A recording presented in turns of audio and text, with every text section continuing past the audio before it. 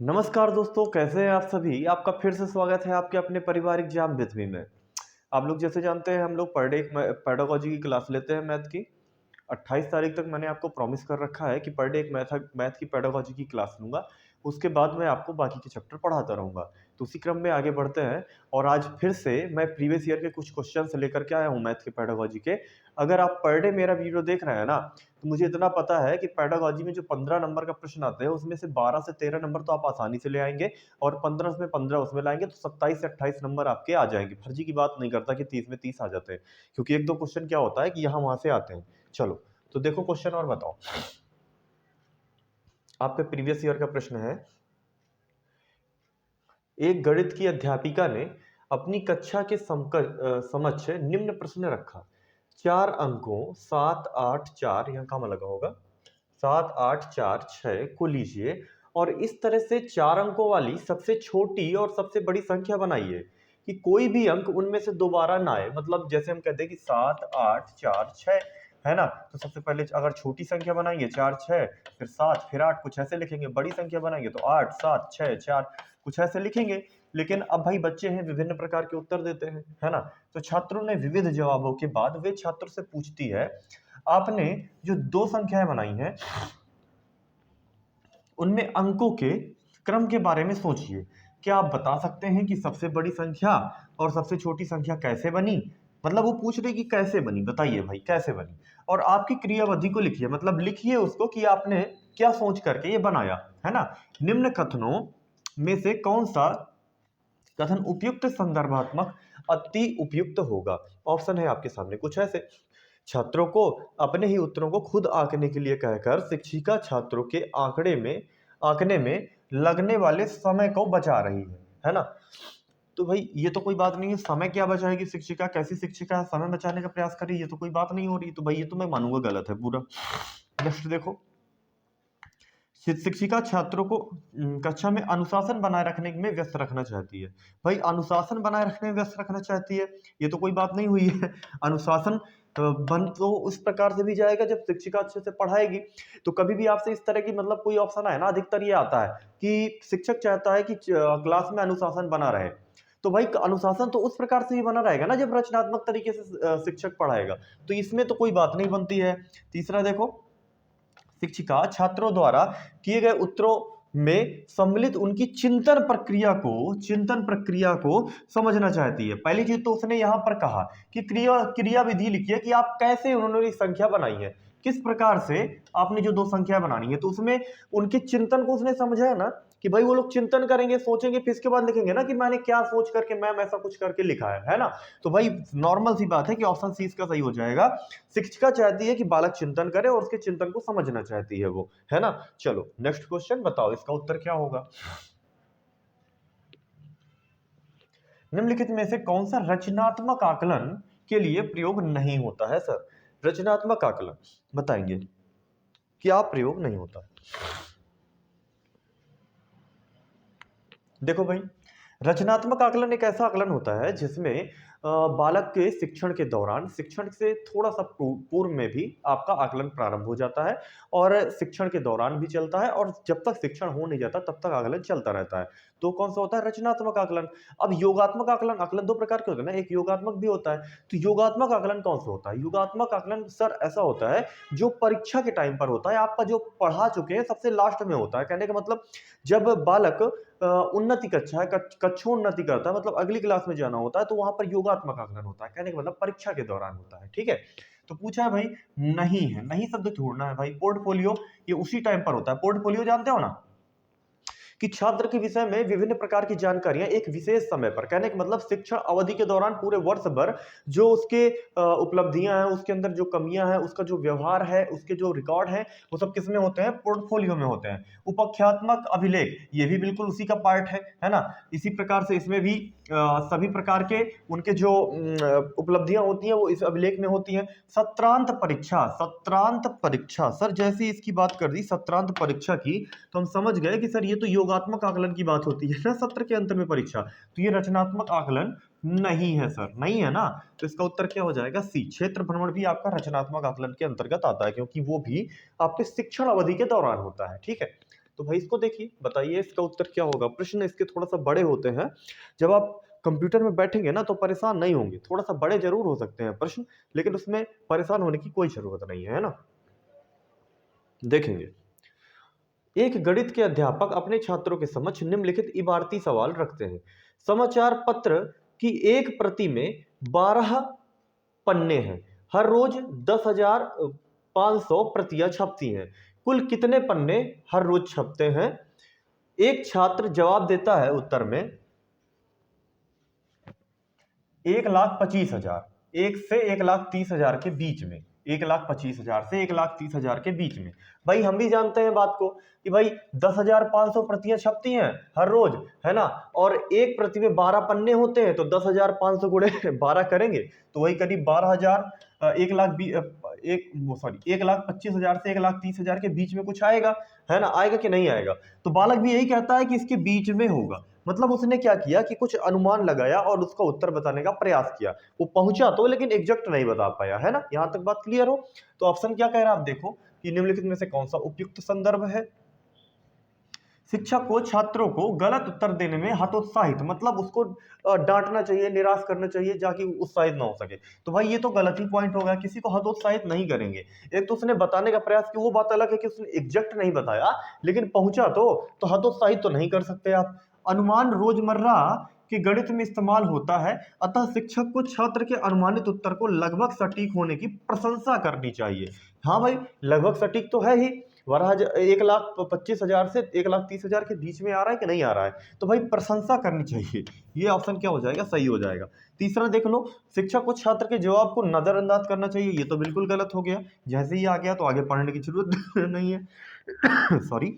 गणित में एकदम सही उत्तर चाहिए, इसलिए अनुमान के गणित में कोई प्रासंगिकता नहीं है। अभी थोड़ा सा ये पॉइंट उतना अच्छा नहीं है जितना अच्छा पॉइंट आपका क्या हो जाएगा, बी। तो हम किस पर जाएंगे सर? बी के साथ जाएंगे। आप सभी लोग भी बी के साथ जा रहे होंगे। चलिए तो नेक्स्ट क्वेश्चन पढ़ते हैं और बताइए इसका उत्तर सर। आप सभी देख पा रहे होंगे अपनी स्क्रीन पर। मैं किनारे हट जाता हूँ।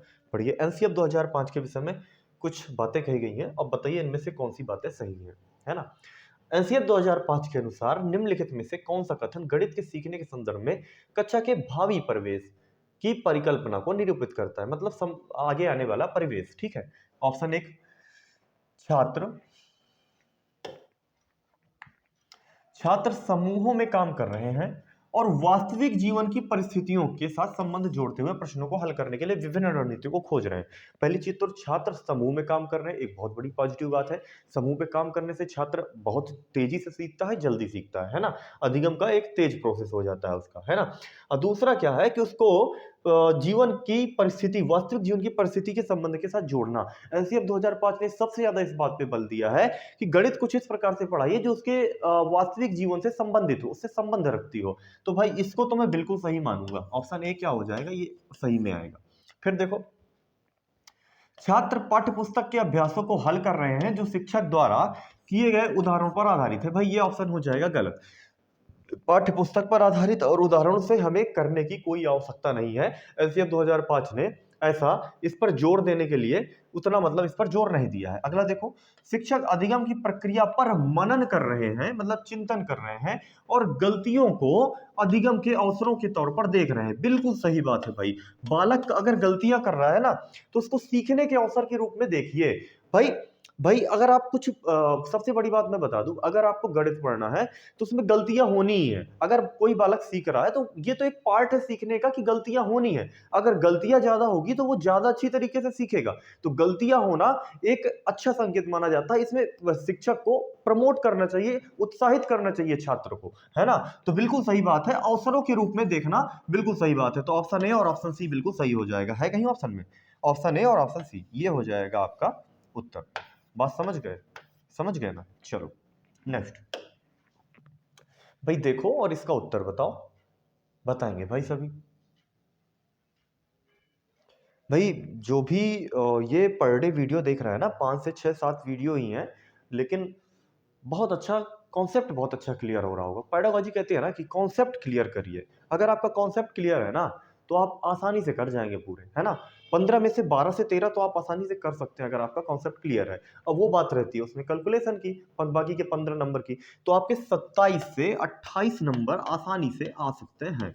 बस ये है कि आप थोड़ा लगातार देखते रहिए इसी तरीके से, है ना। मुझे इतना पता है कि ये खींच के 42 से 45 मिनट का वीडियो जाता है, लेकिन बहुत अच्छी क्लियरिटी हो जाती होगी, कॉन्सेप्ट क्लियर हो जाते होंगे। एक प्राथमिक स्कूल की गणित की अध्यापिका चाहती है कि उसके छात्र दैनिक जीवन की सूचना को सुव्यवस्थित करने और निरूपित करने और अर्थ निकालने के लिए आंकड़ों के प्रबंधन की प्रशंसा करें।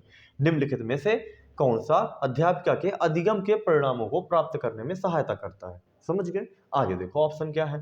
पाठ्य पुस्तकों में से हल किए गए उदाहरणों पर चर्चा करना, भाई उतनी खास बात नहीं बनती है अभी। विविध रेल समय सारणी, बहुत सही बात है, विविध रेल समय सारणियों का समाचार पत्रों में प्रकाशित सर्वेक्षणों आदि का उपयोग करना, बहुत ही रचनात्मक उत्तर हो जाएगा। इसमें रचनात्मकता को बल मिल रही है और यही आपका क्या हो जाएगा, उत्तर हो जाएगा। विविध तरीकों से व्याख्या करना कोई खास शब्द नहीं होता है ना। और औपचारिक तरीके, विविध औपचारिक तरीके, औपचारिक ही नहीं अनौपचारिक तरीकों से भी अवगत कराया जा सकता है, तो इसका सबसे सटीक उत्तर हो जाएगा बी। भाई विविध रेल की समय सारणियां समाचार पत्रों के में प्रकाशन में सर्वेक्षण आदि का उपयोग करना, मतलब कि वो जिस तरह से इस प्रकार इनको समझाना चाह रही है समाचार पत्रों में प्रकाशित सर्वेक्षणों आदि से, तो इससे क्या होगा, रचनात्मकता आएगी, बालक अच्छी तरीके से सीखेगा, है ना। और वो चाहती भी है कि दैनिक जीवन को सूचना को सुव्यवस्थित करने और निरूपित करने का अर्थ निकालने के लिए आंकड़ों प्रबंधन की प्रशंसा करे, है ना। तो उसके लिए ऑप्शन बी क्या हो जाएगा, सही हो जाएगा। चलो तो देखो भाई इसका उत्तर बताओ। निम्नलिखित में से कौन सी रणनीति प्राथमिक कक्षा के भिन्न की संकल्पना को प्रस्तुत करने के लिए अति उपयुक्त है? भिन्न की संकल्पना समझ गए ना, भिन्न। श्याम पट पर भिन्न के पी की तरह लिखा और क्यू की तरह, जहां क्यू बराबर 0 और चिन्हों को समझाना, भाई ये ऑप्शन हो जाएगा सीधे गलत। भाई प्राथमिक कक्षा में बालक को आप दिखाइए, दिखा करके समझाइए। जैसे मान लेते हैं ये एक सेब, भाई मेरी इतनी अच्छी खास ड्राइंग है नहीं है, मान लेते हैं कि ये क्या है, एक सेब। अब ये सेब है, इसके हम 4 पार्टों में डिवाइड कर रहे हैं, और जो आपका ये फर्स्ट पार्ट है,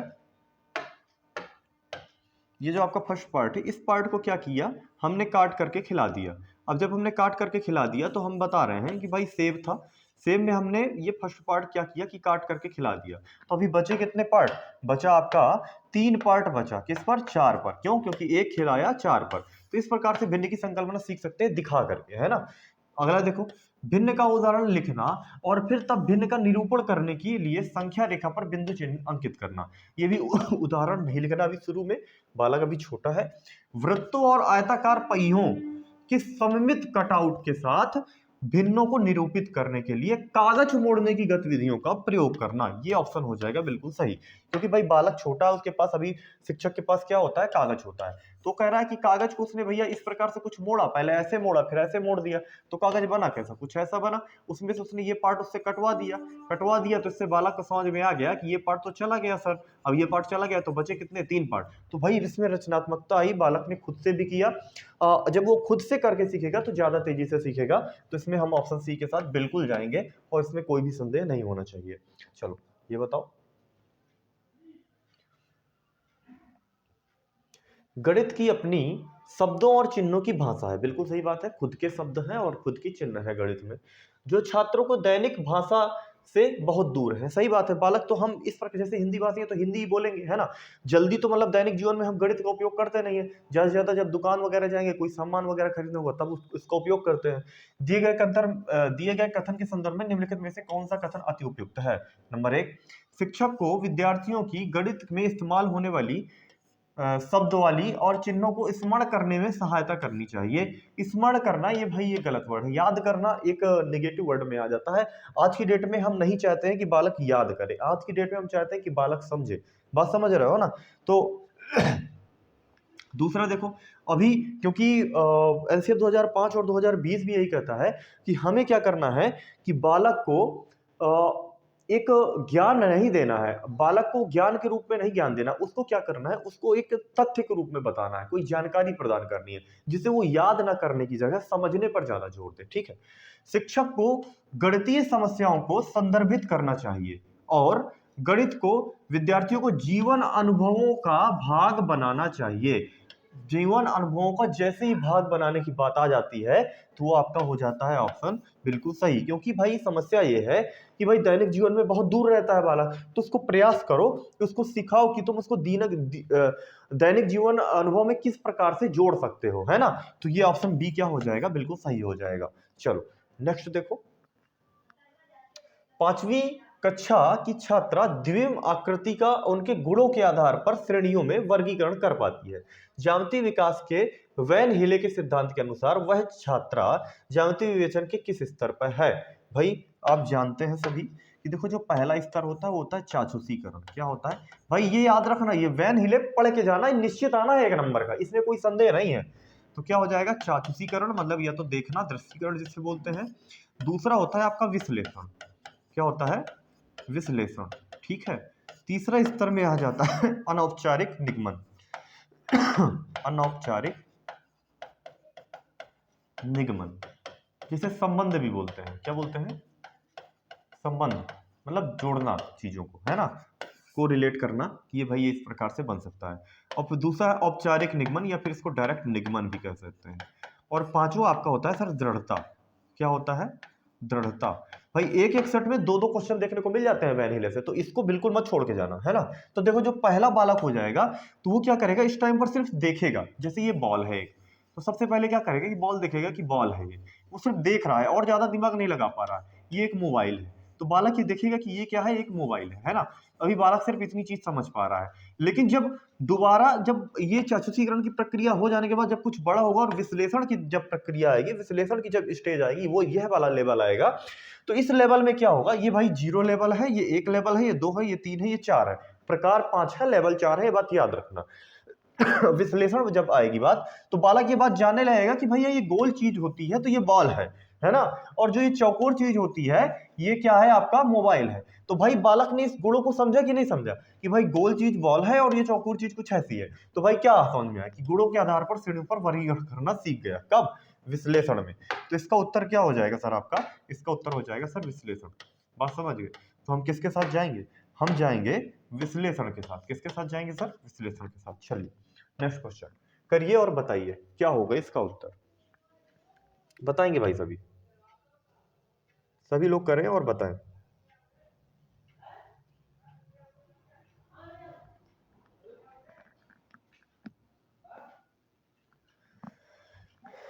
एक प्राथमिक कक्षा के गणित के अध्यापक अपने छात्रों के समक्ष निम्नलिखित शब्दों की समस्या इबारती प्रश्न रखते हैं।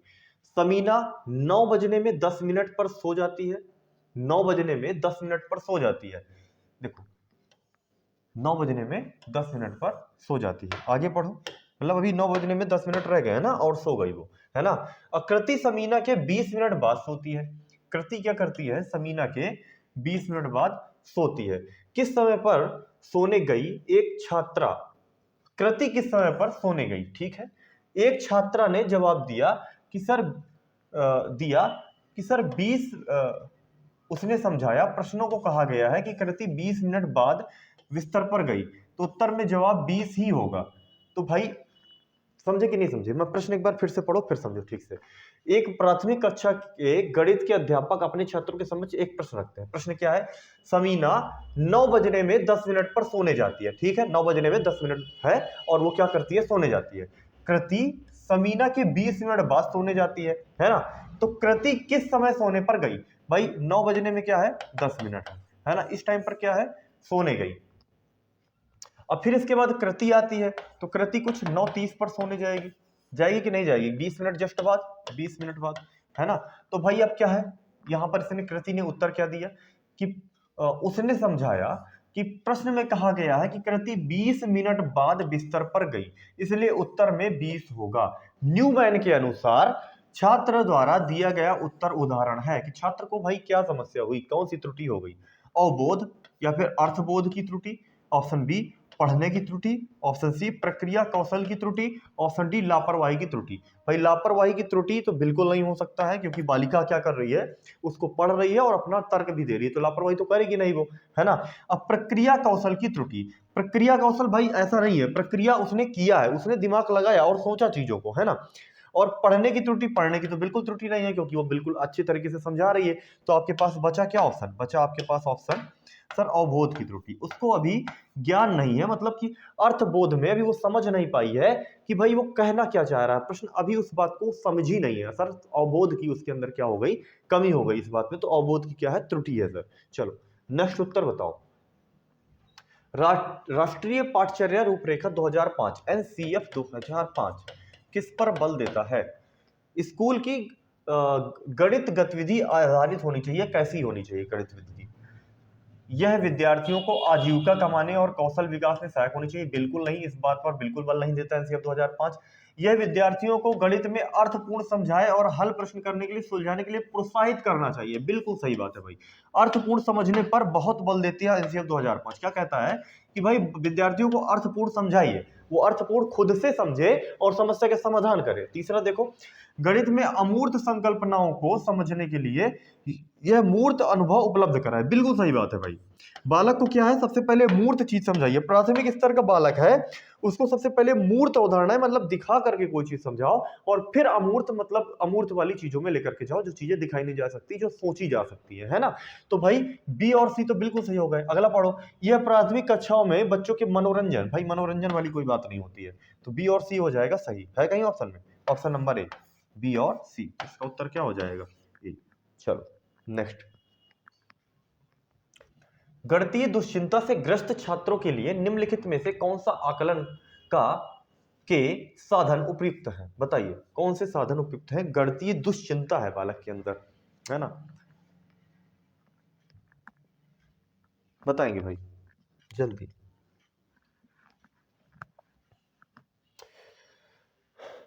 मानक संदर्भित आकलन, मानक शब्द जैसे ही आ जाए तो आप तुरंत काट दीजिएगा, क्योंकि भाई किसी मानक तरीके से हम नहीं समझाएंगे। हम विभिन्न तरीकों से आकलन कर सकते हैं, लेकिन ये कोई एक मानक तरीका हो जाए कि सिर्फ इसी से समझाना है, तो ये बिल्कुल गलत हो जाएगा, है ना। ये रूढ़िवादी दृष्टिकोण में से आता है। सहयोगात्मक अधिगम परियोजनाएं, ये पॉइंट बिल्कुल सही है भाई, सहयोग करिए भाई। एक तो उसको दुश्चिंता है ना, गणितीय दुश्चिंता है, तो उसमें क्या करना है कि आप सहयोगात्मक चिंतन कीजिए, बिल्कुल सही बात है। योगात्मक आकलन, योगात्मक आकलन मैंने आपको अभी बताया था कि ये परीक्षा के टाइम पर होता है, सत्र के अंत में होता है। तो भाई उसकी दुश्चिंता कैसे तुमने समाप्त किया पर सत्र के अंत में, तो सी भी क्या हो जाएगा, गलत हो जाएगा सर। बात समझे कि नहीं समझे। योगात्मक आकलन जो होता है वो सत्र के अंत में होता है, तो ये क्या हो जाएंगे, गलत हो जाएंगे। और देखो नेक्स्ट, रचनात्मक आकलन सही विकल्प का चयन कीजिए। भाई रचनात्मक आकलन यहां तक है, अब कह रहा है सही विकल्प का चयन कीजिए। तो रचनात्मक आकलन शिक्षण प्रक्रिया के दौरान होता है, बालक दुश्चिंता में है, तो उस टाइम पर भी आप इस तरह से मदद कर सकते हैं रचनात्मक आकलन के माध्यम से। तो भाई हम क्या समझे, हम समझे कि बी और डी क्या हो जाएगा, सही हो जाएगा। तो है कहीं ऑप्शन में बी और डी, तो बी और डी, ऑप्शन बी क्या हो जाएगा, सही हो जाएगा सर। ठीक है, चलो बताओ भाई इसको, प्रश्न पढ़ो और समझो।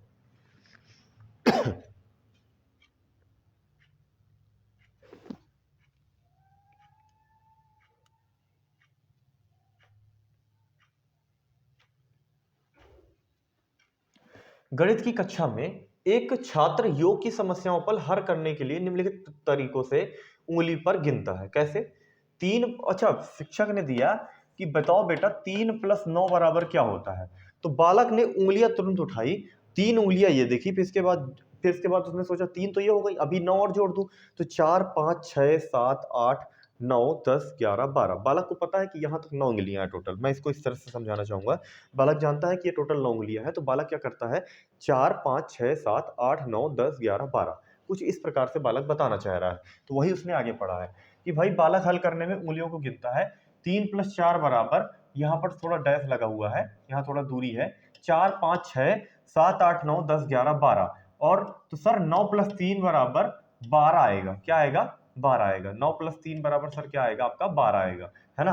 तो विद्यार्थी द्वारा उपयोग की गई उपयुक्त प्रक्रिया, ये थोड़ा सा क्वेश्चन मिस टाइप हो गया तो आप इसमें निश्चिंत रहिए, ठीक है। 129 नहीं है, कॉमा लगा हुआ है ना।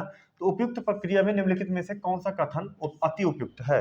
मतलब एक शिक्षक ने, मैं आपको समझा दे रहा हूं, एक शिक्षक ने आपसे कहा कि 9 + 3 बराबर क्या होगा, तो बालक जानता है 3 तो हो गया, 3 के आगे 9 और जोड़ दूं मैं, तो अपनी उंगलियों का इस्तेमाल करता है, 4 5 6 7 8 9 करके इस प्रकार से पूरा जोड़ता है कि 3 + 9 बराबर सर 12 होगा, मतलब गिनता हुआ चला जाता है। तो हम इसमें से कौन सा सबसे उपयुक्त कथन है, पढ़ेंगे। इस प्रक्रिया की उपेक्षा की जानी चाहिए, बिल्कुल गलत भाई। बालक एक तो अच्छी प्रक्रिया से, एक किसी प्रकार से रचनात्मक तरीके से अपना उत्तर निकालने का प्रयास कर रहा है, वहां पर आप उपेक्षा नहीं कर सकते हैं सर, है ना, उपेक्षा बिल्कुल नहीं करेंगे। छात्र योग पर आधारित समस्या समाधान में योग के क्रम विनिमय नियम का इस्तेमाल नहीं कर पा रहा है, बिल्कुल गलत। क्रम विनिमय नियम का इस्तेमाल कर पा रहा है तभी वो आगे जोड़ रहा है। माफ कीजिएगा। छात्र को उंगलियों पर गिनने के लिए हतोत्साहित किया जाना चाहिए, बिल्कुल गलत। किसी भी छात्र को हतोत्साहित नहीं कर सकते हम। उंगलियों पर गिना है, उसको प्रोत्साहन दीजिए, उसको सबल दीजिए, सबलता, ठीक है। नेक्स्ट देखो, यह योग पर आधारित प्रश्न है, हल करने के लिए उपयुक्त कलन विधि है, बिल्कुल सही हो जाएगा सर। हम जाएंगे इस बार ऑप्शन नंबर डी के साथ। बात समझ गए कि नहीं समझे? मुझे नहीं लगता कि किसी को कोई दिक्कत है। चलो, निम्नलिखित में से कौन सी गणितीय समस्या की समाधान की रणनीति नहीं है?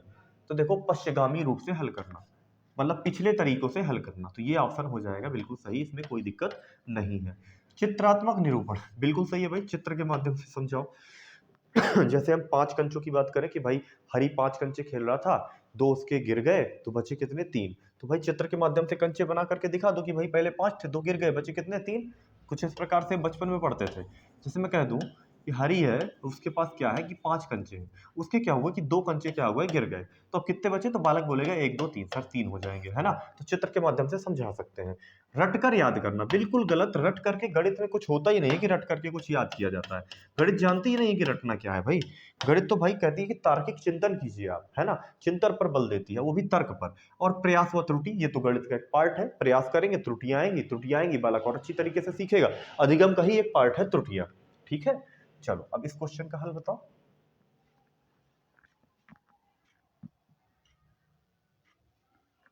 एक गणित के अध्यापक अपने छात्रों के समक्ष एक प्रश्न रखता है, ठीक है।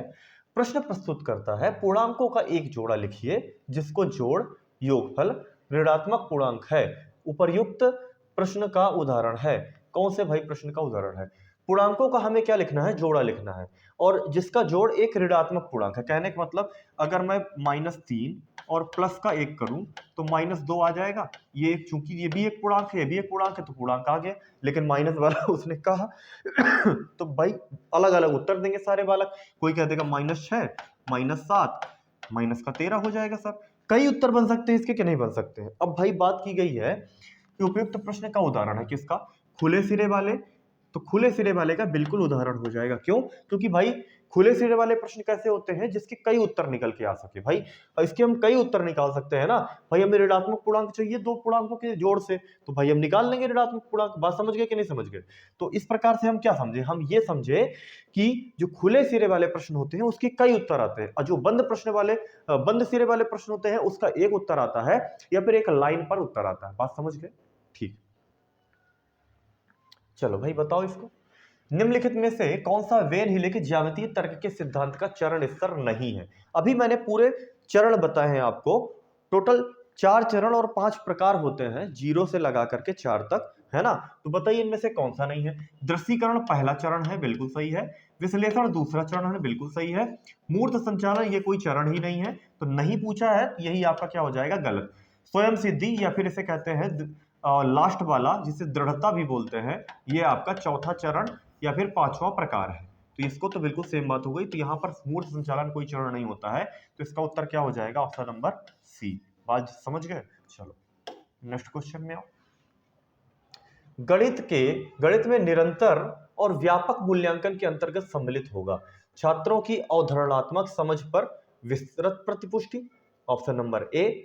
व्यापक मूल्यांकन की बात कर रहा है तो अवधारणात्मक समझ पर विस्तृत प्रतिपुष्टि, ठीक है, ये मानेंगे।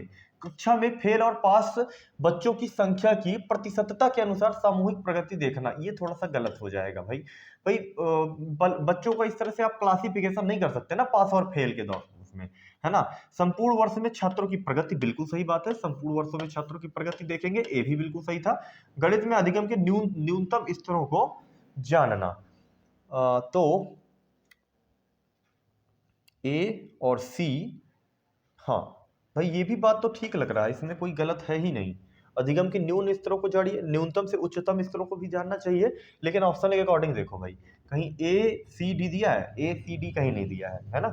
चलो कोई बात नहीं, दूसरा देखो ए सी दिया हुआ है, ए और सी, हाँ बिल्कुल सही, ए और सी, बिल्कुल इसमें जाएंगे हम सी नंबर ऑप्शन के साथ। बात समझ गए? ठीक, तो समझ में आया या नहीं समझ में आया? इसमें न्यून स्तर से लगा करके ना उच्च स्तरों तक को भी जानना होता है, ठीक, ये बात याद रखना। चलो तो इसको देखो, निम्नलिखित में से कौन सा कथन गणित में मानचित्रण के बारे में सही नहीं है? मानचित्रण के विषय में भाई, बालक को आप अगर गणित पढ़ा रहे हैं उसमें भी मानचित्रण वगैरह बता रहे हैं ना, तो बालक के लिए बहुत ही एक पॉजिटिव साइन होता है और बहुत ही अच्छी चीज होती है। अब इसको आप इससे समझेंगे कि कौन सा नहीं है, तो एक निकल आएगा। मानचित्रण उच्च गणित की कई विषयों का आधार बनता है, बिल्कुल सही बात है। ज्योग्राफी वगैरह में क्या बनता है, आधार बनता है कि नहीं बनता है? आप बोलेंगे सर बनता है। दूसरा पढ़ो, मानचित्रण दिक् स्थान संबंधी सोच को मजबूत करता है, बिल्कुल सही बात है भाई, दिक् स्थान संबंधी सोच को क्या करता है? मजबूत करता है मानचित्रण। मानचित्रण समानुपातिक सोच को बढ़ावा देता है, भाई सही बात है, इसमें भी हम जानना चाहेंगे। मानचित्रण जो है समानुपातिक सोच को भी क्या करता है? बढ़ावा देता है, ठीक। मानचित्रण में केवल, जैसे ये केवल शब्द आ गया तो ये निगेटिव हो गया, तो यहीं से क्या हो जाएगा? उत्तर आपका क्या हो जाएगा सर? गलत हो जाएगा। केवल वाली कोई बात ही नहीं होती है, केवल अपने आसपास के मानचित्र को आरोपित को सम्मिलित होता है। भाई केवल अपने आसपास का क्यों, हम पूरा पृथ्वी का मानचित्रण करके दिखाते हैं, तो ये क्या हो जाएगा? गलत हो जाएगा। चलो तो भाई बताओ मेरे दोस्तों, इस क्वेश्चन को हम कैसे करेंगे? इसका उत्तर क्या होगा? बताएंगे, बताइए, बताएंगे भाई। निम्नलिखित में से कौन सा बंद सिरे वाला प्रश्न है? ऐसी 5 संख्याओं की सूची बनाओ जो कि 3 अंकों वाली संख्याएं हैं और उनमें दाहिने अंक पर 5 है। भाई ये क्वेश्चन तुम लोग नोट कर लो, बंद सिरे वाला प्रश्न और खुले सिरे वाला प्रश्न मैथ में आना ही आना है, एक नंबर का। बात समझ रहे हो ना? तो इसको तो समझ ही लो बात को। बंद सिरे वाला प्रश्न क्या होता है? जिसमें केवल एक उत्तर आए, है ना। खुले सिरे वाला प्रश्न क्या होता है? जिसके अनेक उत्तर आए। तो भाई देखो, इसके अनेक उत्तर आ सकते हैं कि नहीं आ सकते, क्लियर हो जाएगा। तो बात समझ गए, जो 3 अंकों वाली संख्याएं हैं और उनकी दहाई के अंक पर क्या है? 5, है ना। ऐसी 5 संख्याओं की सूची बनाओ, है ना।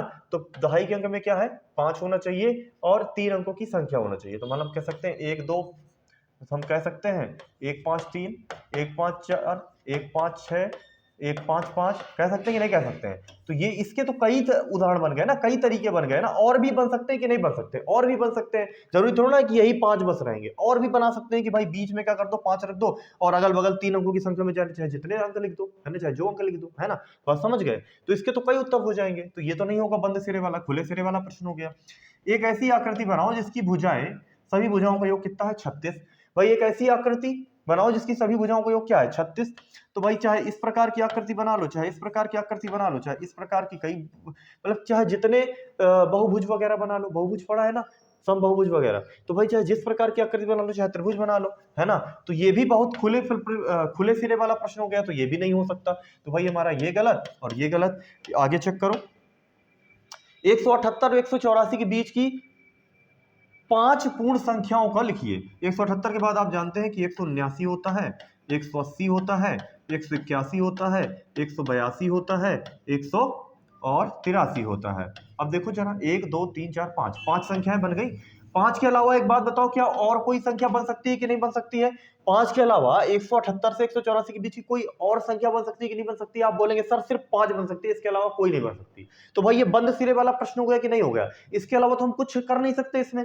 जब हम जान गए कि सर अब इसके अलावा कोई उत्तर नहीं होगा मेरे भाई, तो आप समझ गए होंगे कि इसका उत्तर यही होगा कि यही है सर, क्या है? बंद सिरे वाला प्रश्न, है ना। ऐसी 5 संख्याओं के 2 समूह की सूची बनाओ जिनका योग 50 है। यानी कितनी संख्याएं बना सकते हो मेरे भाई? 50 जोड़ है, जिसका 1 + 49, 1 2 + 48, 3 + 47, इस तरह से बना सकते हो ना जाने कितने, है ना। तो भाई इसके तो बहुत सारे उत्तर हो सकते हैं, लेकिन सी के सिर्फ यही एक उत्तर होगा। बात समझ? चलो, कुछ लोग सोच रहे होंगे कि सर ये तो 5 उत्तर हो गए, ये तो 5 उत्तर हो गए, तो ये कैसे बंद सिरे वाला प्रश्न हो गया मेरे भाई? ये एक उत्तर है, 5 उत्तर नहीं है, क्योंकि प्रश्न ने तुम्हारे कहा है कि 178 से 184 के बीच की 5 पूर्ण संख्याओं का मान लिखिए। तो भाई इसका सिर्फ उत्तर यही है, 179, 80, 81, 82, 83। बात समझ गए? इस अवधारणा को समझ पा रहे हो कि नहीं समझ पा रहे हो?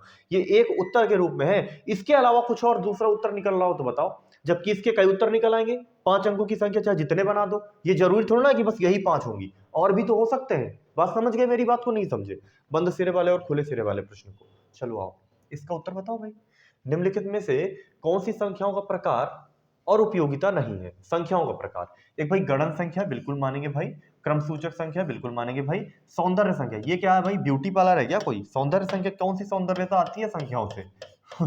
ये तो सीधे उत्तर दे दिया, इसमें तो भाई किसी को दिक्कत नहीं होगी, मुझे पक्का भरोसा है। चलो आगे बढ़ते हैं, इसको हटाओ। कहाँ कहाँ से प्रश्न दे देते हैं कभी कभी, सीबीएसई वाले भी अच्छे हैं। चलो भाई बताओ अगला। लंबाई का मापन पढ़ाते समय एक अध्यापिका छात्रों को अपनी मेज की लंबाई मापने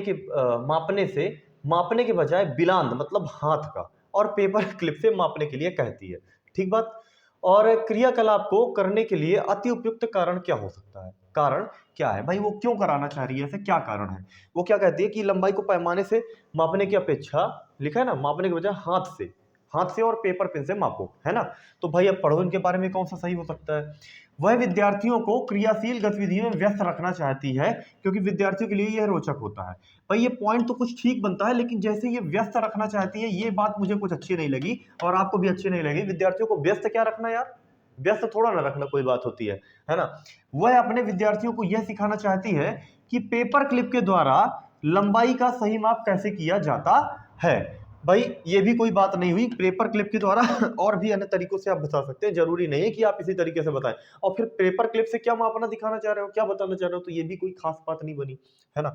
वह चाहती है कि उसके विद्यार्थी पुराने तरीके से वस्तुओं का मापन करने का अभ्यास करें। भाई पुराने तरीके से मापन करने का अभ्यास करें, ये भी कोई चाहना, कोई उस तरह की बात हुई?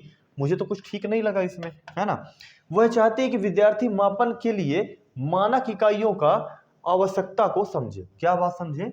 मानक इकाइयों की आवश्यकता को समझे, आवश्यकता को समझा रहे हैं। आप बोलेंगे सर मानक शब्द तो बुरा है, लेकिन इकाइयों की बात हो जाएगी, प्रश्न प्रश्न का अंतर होता है। अब यहां पर मानक इकाइयों की आवश्यकता को समझाना चाह रही है। जब ये आवश्यकता को समझाना चाह रही है इकाइयों की, कि भाई सही बात है कि भाई ये 5 सेंटीमीटर है, तो इसके 5 सेंटीमीटर बाद फिर एक 5 सेंटीमीटर आएगा, तो यह एक इकाई है, तो ये भी एक इकाई है उसके जस्ट आगे वाली। तो बालक इसे समझेगा 5-5 सेंटीमीटर के कुछ पेयर हम बना सकते हैं। तो कहने का मतलब ऑप्शन डी इसका क्या हो जाएगा? सही हो जाएगा। भाई वो मानक इकाइयों को क्या कर रही है? समझाने का प्रयास कर रही है ना। चलो उत्तर बताओ भाई इसका, है ना। भाई कमेंट कर दिया करो यार मेरे भाई लोग, है ना। कमेंट कर दिया करो भाई, उत्तर जब प्रश्न पढ़ते हो तो कमेंट किया करो, है ना। बताया करो कि इसका भाई क्या उत्तर हो सकता है ना। एक प्राथमिक विद्यालय कि गणित की अध्यापिका ने अपने छात्रों को स्तर निकालने के लिए पैमाना निकालने की कहा, क्योंकि लंबाई का पैमाना का विषय पढ़ाने जा रही है। छात्रों में भ्रांति हो गई कि वो राजा या रानी कैसे निकाले, है ना। इस प्रकार के शब्द श्रुति सम भिन्नात्मक, मतलब जो सुनने में थोड़ा सा एक जैसे लगे, है ना, शब्द कहलाते हैं। कक्षा में अध्यापिका इस प्रकार की चुनौती को कैसे संबोधित कर सकती है? ऑप्शन देखिए इसके क्या है। अंग्रेजी भाषा की अध्यापिका को इस प्रकार के शब्दों के अर्थों को अंग्रेजी कक्षा में पढ़ाने के लिए कहे। ये तो गलत होगी भाई, तुम्हारी कक्षा है, तुम कह दो कि भैया अंग्रेजी में बताओ, ये तो कोई बात नहीं हुई।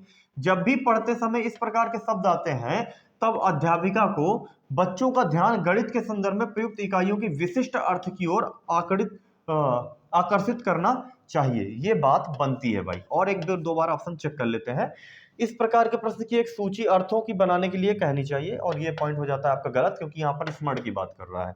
अध्यापिका को देखना चाहिए कि अध्यापिका को ध्यान देना चाहिए कि बच्चे अधिक प्रश्नों का अभ्यास करेंगे तो अंततः अधिक प्रश्नों की कोई बात नहीं होती है। ठीक है, तो भाई इसका बी ही हम जाएंगे और यही हो जाएगा आपका सर सही उत्तर। चलो इसका उत्तर बताओ भाई। कक्षा 3 की एक अध्यापिका अपने छात्रों के लिए निम्न प्रश्न पढ़ती है। अगर मैं 2 दहाई में से 2 इकाई घटाती हूं तो उत्तर क्या होगा, है ना। 2 दहाई में से 2 इकाई घटाती हूं तो उत्तर क्या होगा? छात्रों का जवाब देता है कि सर शून्य। भाई उसे क्या लगता है कि 2 दहाई और 2 इकाई कुछ ऐसा ही है, लेकिन वो ये नहीं समझ पाया कि 2 तिहाई और 2 इकाई को घटा करके कुछ 18 आएगा, उसने बता दिया शून्य। तो भाई वो कौन सी समस्या है उसके अंदर, है ना, कोई समस्या होगी ना, तो उस संदर्भ में सही क्या है। छात्रों द्वारा दिया गया उत्तर सही है, महामूर्ख होंगे जो इसको लगा के आएंगे इकाई दहाई उन्हें ही नहीं आ रही होगी, फिर तो ये क्या हो गया, गलत। छात्रों में स्थानीय मान की संकल्पना की दृढ़ता के लिए शिक्षक को मूर्त सामग्री का प्रयोग करना चाहिए, बिल्कुल सही बात हो गई सर। आप अबेकस का यूज कीजिए, अबेकस आपके लिए, अबेकस देखा कि नहीं देखा है, कुछ इस प्रकार का बना होता है, कहो तो मैं दिखा दूं तुम लोगों को, है ना, कहो तो मैं अभी दिखा दूं। अबेकस कुछ इस प्रकार से बना होता है कि नहीं, आपने देखा होगा बचपन में, प्राइमरी वगैरह में देखा होगा, इस प्रकार से बॉल वगैरह लगी होती है, कहो तो मैं अभी दिखा दूं, खैर दिखा दूंगा बाद में। तो इसका बी क्या हो जाएगा सर, सही हो जाएगा।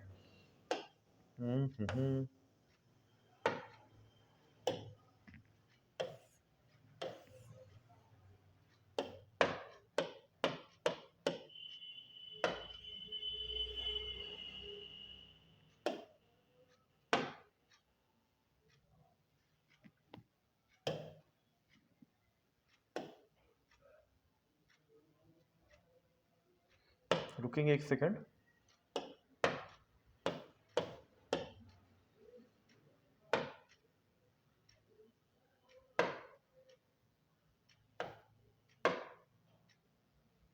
हाँ ये देखिए, ये है आपका अबेकस, कुछ इस प्रकार से प्राइमरी में हम लोग क्या करते हैं, अबेकस वगैरह क्या करते हैं कि इसको मैं यहाँ रख लेता हूँ।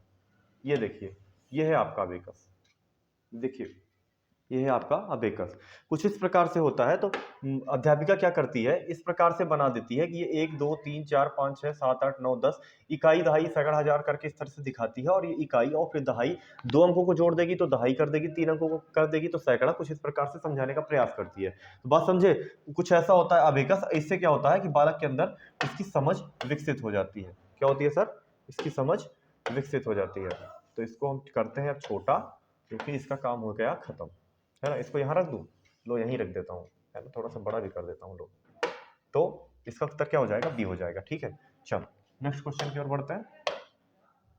ओहो, चलो बताएंगे इसका उत्तर। भिन्नों के योग की अवधारणा में पाठ की योजना बनाते समय एक अध्यापक आयताकार पट्टी मोड़ने की क्रिया कलाप का उपयोग करता है। बिल्कुल वही बात है, मैंने अभी थोड़ी देर पहले एक प्रश्न आया था कि एक आयताकार पट्टी या फिर एक पेज को मोड़ने की बात कर रहे थे जब भिन्नों की अवधारणा समझानी थी, क्योंकि एक पार्ट अगर वो हटा देते हैं तो इससे भिन्न की अवधारणा समझ में आ जाएगी, है ना। तो भाई क्या दिया गया है, क्रियाकलाप उपयोग कर रहा है, ऊपर दिया गया क्रियाकलाप एक है कैसा, विषय वस्तु क्रियाकलाप, विषय वस्तु से संबंधित क्रियाकलाप है, तो भाई विषय वस्तु में जल्दी इस प्रकार की चीजें देखने को नहीं मिलती है ना।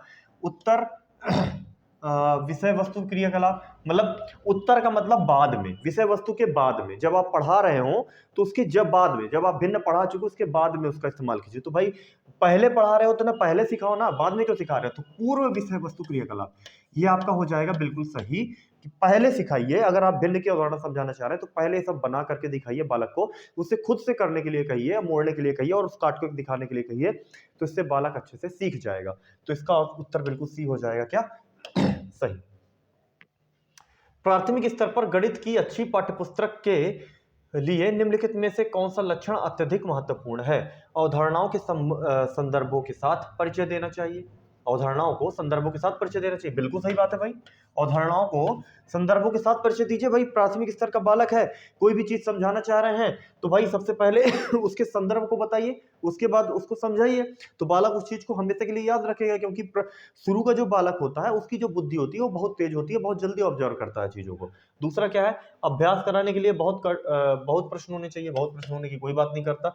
आकर्षक और रंगीन, इससे कोई लेना देना नहीं है, लेना देना है प्राथमिक स्तर पर, लेकिन कोई खास बात नहीं है। ए ऑप्शन ज्यादा ठीक लगेगा इसकी अपेक्षा। मानक कलन विधि बिल्कुल गलत हो जाता है।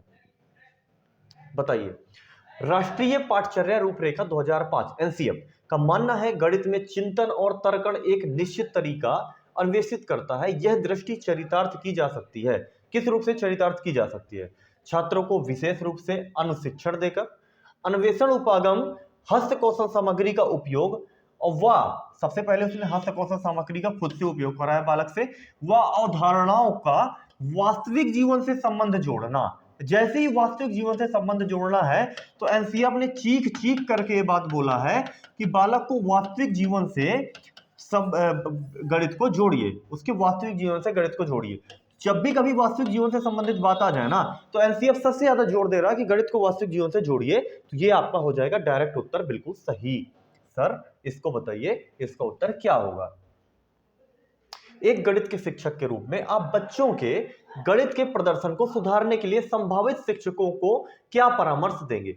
मतलब क्या परामर्श देंगे संभावित? चलिए देखते हैं। बच्चों को अभ्यास के लिए अधिक से अधिक पुस्तकें उपलब्ध कराएं, कोई ठीक बात नहीं बनी। अभिभावकों को परामर्श देना कि भाई अभिभावकों के ऊपर दे दो कि भैया वो ट्यूशन पढ़ाओ, ऐसी तो कोई बात है ही नहीं, है ना। बच्चों को उनके अवधारणात्मक और कार्यविधिक ज्ञान के बीच संबंध स्थापित करने में सहायता देनी चाहिए, बिल्कुल सही। जो बालक अवधारणाएं बना रहा है और जो कार्य कर रहा है उनके बीच में आप संबंध बनवाइए। भाई बालक कोई अवधारणा बनाता है, जैसे बालक के अंदर मैं आपको छोटा सा एग्जांपल दे देता हूं, जैसे जोड़ की अवधारणा देखते हैं। बालक को इस प्रकार से आपने दे दिया कि भाई तुम जोड़ो 49 प्लस 50, तो बालक इसको जोड़ रहा है, धीरे धीरे दिमाग लगा रहा है कि भाई साहब ये कितना हो गया, 99। बालक के अंदर अवधारणा कुछ इस प्रकार से बनी। अब उसको तुम अगर इस अवधारणा को अगर कार्यविधिक ज्ञान के रूप में जोड़ दो, अगर बालक से एक 50 की नोट दे दो और एक 49 के रुपए दे दो और कह दो फिर बताओ, तो बालक इसको आसानी से जोड़ेगा, समझेगा और बता देगा कि सर 100 रुपए से कम मतलब 99 रुपए हुए, है ना। तो भाई हमने क्या किया कि कार्य विधिक ज्ञान में जोड़ा उनकी अवधारणा को, तो उससे उसकी ठोस हो गई ना, अधिगम समझने की क्षमता बिल्कुल स्थायी रूप से हो गई ना। तो भाई हम क्या समझे कि बिल्कुल बी आपका सी ऑप्शन क्या हो जाएगा, सही हो जाएगा। चलो भाई आज का ये है आपका लास्ट प्रश्न और इसका उत्तर मैं चाहूंगा कि आप स्वयं दीजिए। बताएंगे भाई सभी लोग, बताइए कि इसका उत्तर क्या होगा, जल्दी बताइए। कथन शिक्षक छात्रों के संबंधों की खोज करने और अपने आप से प्रतिमान ढूंढने के एक सुसाध्य कार्य करता है के साथ अत्यधिक अनुकूल रहेगा। क्या अनुकूल रहेगा भाई? भूमिका अभिनय, विश्लेषणात्मक विधि, आगमनिक विधि और प्रदर्शन। सबसे पहले प्रश्न पढ़ लोगे ना तुम अच्छे से समझ जाओगे कि किस प्रकार से इसका उत्तर क्या होगा, है ना। कह रहा है शिक्षक छात्रों के संबंधों की खोज करने और अपने आप से प्रतिमान ढूंढने के एक सुसाध्य कार्य करता है। तो भाई शिक्षक क्या चाह रहा है कि बालक अपने आप से उत्तर दे, अपने आप से समझे, अब इस चीज को समझे। तो भाई आगमन विधि पढ़े हो, आगमन विधि में तुम जानते हो कि सबसे पहले उदाहरण प्रस्तुत किए जाते हैं, इसके बाद नियम बताए जाते हैं। तो सबसे पहले जब शिक्षक ने, जैसे भिन्न की संकल्पना है, तो शिक्षक ने बताया कि भाई ये एक बॉल है, इसको मैं 4 पार्टों में डिवाइड करता हूं, तो भाई ये पार्ट देखो चला गया, तो भाई एक उदाहरण प्रस्तुत करता जा रहा है कि नहीं करता जा रहा है। तो बालक के अंदर अवधारणा बन रही कि भाई 4 पार्टों में से एक पार्ट चला गया तो बचे कितने, 3 पार्ट, तो 4 में से 3 गया, तो बालक खुद से उत्तर देने लग रहा कि नहीं देने लग रहा। तो सीधे आप समझ गए होंगे कि यह आगमनिक विधि है। सबसे ज्यादा अनुकूल उदाहरण इसका क्या हो जाएगा, आगमनिक विधि का। बताइए प्यारे दोस्तों, जो मैंने आपको ये आज के प्रश्न दिए हैं ये सिर्फ सभी आपको समझे हैं कि नहीं समझे? एक एक प्रश्न मैंने अच्छी तरीके से समझाने का प्रयास किया है। उम्मीद कर रहा हूं कि आप लोग मेरी भाषा को अच्छी तरीके से समझे होंगे, मेरे समझाने के तरीकों को भी आप अच्छी तरीके से समझ पा रहे होंगे। तो इसी तरह से अपना आप लोग प्यार देते रहिए, जुड़े रहिए एग्जाम विथ मी के साथ। सभी भाइयों को जय हिंद, जय भारत।